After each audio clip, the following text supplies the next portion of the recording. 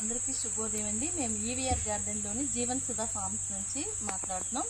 ఇక్కడ మేము 15 ఎకరాల నుంచి 20 ఎకరాల మధ్యలో ఉన్నటువంటి ఇప్పుడు ప్రతి ఒక్క మొక్కలకి చెట్లకి మేము జీవామృతం ఘనజీవామృతంతో మేము న్యాచురల్ ఫార్మింగ్ చేస్తున్నాము.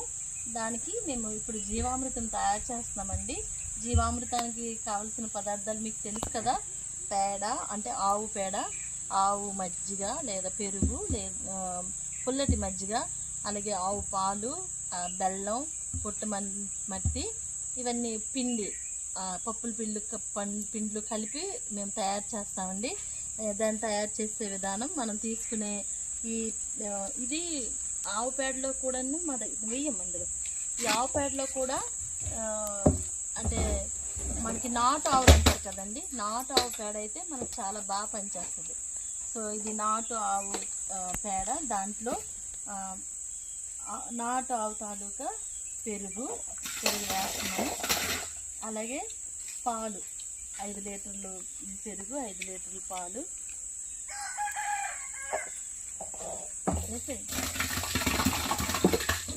చక్కగా పాలు తెచ్చాము.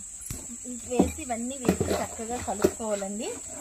దీంట్లో చాలా చాలా బ్యాక్టీరియా ఫామ్ అవుతుంది.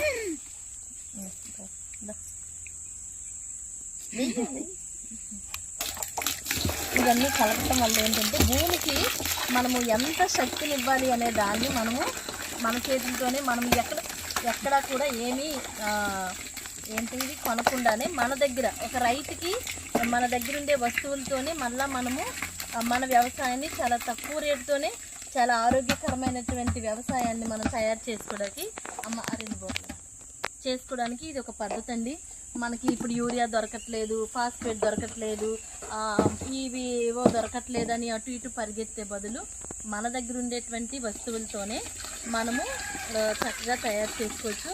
ఇంకా మన దగ్గర కొబ్బరి చెట్లు, కొబ్బరికాయలు అన్నీ కూడా మన దగ్గర ఉంటాయి కాబట్టి అన్నిటిని కలుపుకొని మనము భూమికి ఏంటైతే ఇవ్వాలో అవన్నీ మనం ఇవ్వగలిగితే మనకి భూమి కూడా మళ్ళీ వాటన్నిటిలో ఉన్నటువంటి పోషక పదార్థాలన్నీ కలిపి తిరిగి మనకి భూమిని శక్తివంతం చేసి ఆ పదార్థాల్లో పండించే పంట చూసారు. అటు వంగుండి, ఇక్కడ బెండుండి, ఇవి అరటి, ఇంకా ముందుకు వెళ్తే ఆకుకూరలు ఉన్నాయి, అటువైపు కూడా చాలా చిక్కుళ్ళు ఇవి ఉన్నాయి.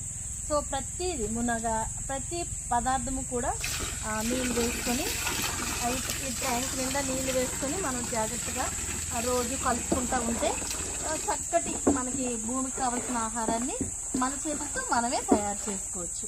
సో ఇలా చేసుకొని ఈ వాటర్ని మళ్ళీ తిరిగి మనము భూమికి అందించేటప్పుడు మొక్క కావాల్సిన పోషక పదార్థాలు తీసుకొని ఆరోగ్యవంతమైన పంట పండుతూ దానికి తిన్న మనం కూడా చక్కగా ఆరోగ్యవంతులంగా ఉండి ఈ మంచి సమృద్ధికరమైన ఆహారాన్ని, రుచికరమైన ఆహారాన్ని, పోషక పదార్థాలతో కూడిన ఆహారాన్ని తీసుకొని చక్కటి జీవన విధానంలో మంచి జీవన శైలితో మనం ఉండి చక్కటి ఆరోగ్యాన్ని కాపాడుకోవటం మంచిది.